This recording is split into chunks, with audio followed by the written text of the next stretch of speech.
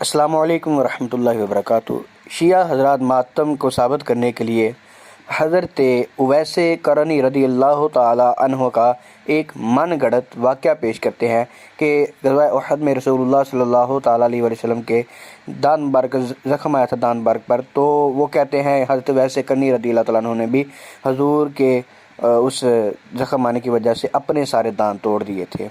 اور وہ واقعہ پیش کر کہتے ہیں اہل سنت کے ہاں بھی یہ واقعہ ملتا ہے۔ لہٰذا اگر حضور صلی اللہ تعالیٰ علیہ وسلم کی محبت کے اندر دان توڑنا حضرت اویس قرنی رضی اللہ تعالیٰ عنہ سے ثابت ہے، تو پھر ہم حضرت امام حسین رضی اللہ تعالیٰ عنہ کے غم کے اندر، ان کی محبت کے اندر ہم اپنے آپ کو چھریاں مارے یا ماتم کرے، جو مرضی کرے، تو یہ بھی ثابت ہے۔ تو سب سے پہلے دیکھیے اس واقعے کی حقیقت۔ یہ کتاب ہے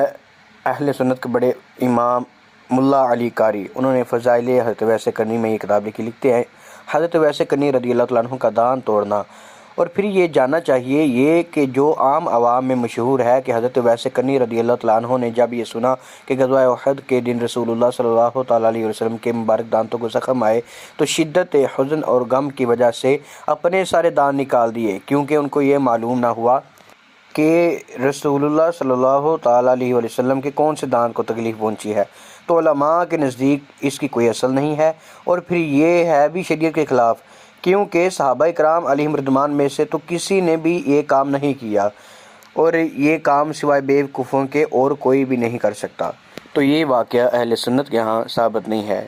ہمارا عقیدہ یہی ہے۔ صحیح بخاری 3519 نمبر روایت، اور اس کے علاوہ مزید بہت ساری روایت موجود ہیں۔ نبی کریم صلی اللہ تعالیٰ علیہ وسلم نے فرمایا، وہ شخص ہم میں سے نہیں ہے جو نوحہ کرتے ہوئے، یعنی